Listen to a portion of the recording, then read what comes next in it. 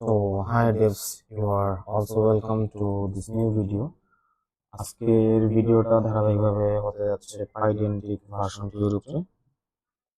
Essentially আমি আজকে কথা বলবো কিভাবে আমরা পাইডেন্টিকে অপশনাল এবং ডিফল্ট ভ্যালু নিতে পারি টু ক্রিয়েট এ মডেল, এবং পরবর্তীতে কথা বলার চেষ্টা করব সেটা হচ্ছে আমরা কিভাবে নাল ভ্যালু নিতে পারি। তো চলেন শুরু করা যাক। তো আমি প্রথমত আজকের লেকচারের জন্য ফোল্ডার ক্রিয়েট করে নিচ্ছি। Folder names to second lecture, এবং সেকেন্ড লেকচারের ভিতরে ফাইল পাইথন ফাইল। তো আগের দিনগুলির মতোই আমি পাইডেন্টিক থেকে আমি বেস মডেলটা ইনহেরিট করে নিচ্ছি, বেস মডেলটা ইম্পোর্ট করে নিচ্ছি। এই হচ্ছে আমার বেস মডেল, এবং সেই ক্লাস ক্রিয়েট করে নিচ্ছি, নাম দিচ্ছি হচ্ছে কোর্স, এবং ইনহেরিট করে নিচ্ছি বেস মডেলটাকে। এবং বেস মডেলটার ফিল্ড ভ্যালু হচ্ছে গিয়ে name as a string and a title which is also a string value, and the students count or total students এই হচ্ছে গিয়ে বিষয়। তো যখন আমরা একটা অবজেক্ট ক্রিয়েট করব কোর্স ক্লাসটাকে কল করে, তখন আমাকে প্রত্যেকটা ফিল্ডের জন্য আমাকে কি ভ্যালু পেয়ার হিসেবে আর্গুমেন্টগুলো পাস করতে হবে। তো যদি আমরা নেম হিসেবে দেই আমাদের কোর্স 1, টাইটেল দেই title 1, and total students equal to 10, then we could see the value of C. আমি আমার টার্মিনালটা ওপেন করে নিচ্ছি এবং রিফ্রেশ করে নিই। আমরা যদি ফাইলটাকে রান করি তাহলে আমরা আমাদের প্রিন্ট ভ্যালুটা দেখতে পাচ্ছি এখানে নেম হচ্ছে course 1 and course 2, title and total students এর ভ্যালু। এখন পর্যন্ত যা দেখলাম সব মোটামুটি ঠিক আছে, বাট আজকে আলোচনার বিষয় ছিল আমরা কিভাবে একটা ডিফল্ট ভ্যালু প্রোভাইড করতে পারি আমরা আমাদের মডেলকে। তো যদি ডিফল্ট ভ্যালু প্রোভাইড করার জন্য আমাদেরকে যেটা করতে হবে, মডেল ডিফাইন করার সময় আমাদেরকে according to the type of the field আমাদেরকে একটা ডিফল্ট ভ্যালু দিতে হবে। যেমন ধরেন আমি আমার কোর্সের ডিফল্ট ভ্যালু যেহেতু স্ট্রিং, সেক্ষেত্রে আমি দিয়ে দিলাম যে ডিফল্ট স্ট্রিং। তো ডিফল্ট স্ট্রিং না নিয়ে আমরা ডিফল্ট কোর্স নেম দিয়ে রাখতে পারি। সেক্ষেত্রে আমাকে যখন আমরা অবজেক্ট ক্রিয়েট করব মডেল থেকে, তখন আমাদেরকে অবশ্যই নেম ভ্যালুটা দিতে হবে না, বাই ডিফল্ট আমরা সেই ভ্যালুটা পেয়ে যাব। তো চলেন এটাকে রান করা যাক। তো এই হচ্ছে আমাদের পরবর্তী ভ্যালু, যেখানে আমরা দেখতে পাচ্ছি নেম হিসেবে ডিফল্ট কোর্স নেমটাকে নিয়ে নিছে, এবং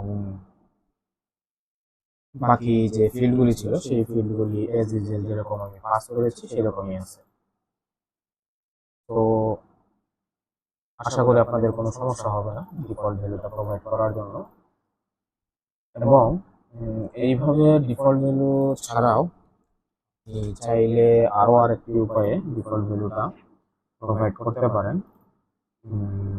যেমন ধরেন আপনি কোনো একটা ভেরিয়েবলের ভ্যালু স্ট্রিং ঠিক আছে, বাট আপনি চাচ্ছেন যে ভ্যালুটা নান হবে, basically it will point to the null if you convert the model into JSON.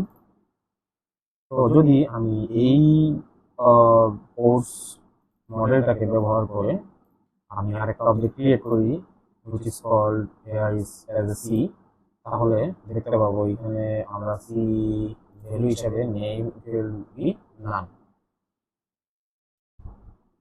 চলেন এটাকে প্রিন্ট করা যাক, এবং নেম হচ্ছে নান। বাট দেখার বিষয় হচ্ছে এখানে আমরা যেহেতু নেমটাকে প্রেজেন্ট করেছি as a string but default value is none, তখন আপনি আইডিই হিসেবে আপনি যে আইডিটা ব্যবহার করছেন এবং আপনার ডেভেলপমেন্ট পারপাসে এর জন্য সুবিধার জন্য আপনি যেটা করতে পারেন, যেহেতু এটা নেম ফিল্ডের ভ্যালু নাম হতে পারে অথবা স্ট্রিং ভ্যালু পেতে পারেন আপনার ইনপুট থেকে, সেক্ষেত্রে আপনি আপনার ডেভেলপমেন্ট লাইফ সাইকেলের সুবিধার জন্য ডেফিনেশনটাকে অপশনাল হিসেবে আপনি যে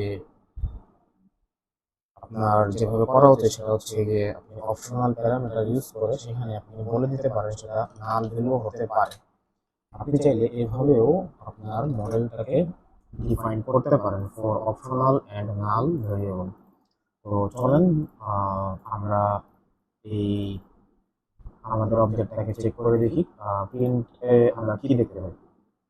টু সি দ্য ভ্যালু, চলুন রান করি আমাদের ফাইলটাকে এবং এখানে দেখতে পাচ্ছেন নেমটা এজ ইউজুয়াল যেরকম আগে ছিল সেরকমই আছে এবং এখন আসলে এটা দেখতে এবং ডেভেলপারদের জন্য এটা মোর ফ্রেন্ডলি হয়ে গেছে যে আমরা কোডটা দেখলে বুঝতে পারবো এখানে নেম ফিল্ডটা আসলে স্ট্রিং হিসেবে ব্যবহার হচ্ছে এবং নানও হতে পারে এবং বাই ডিফল্ট আমরা একটা ভ্যালু নিতে পারি সেটা হচ্ছে নান।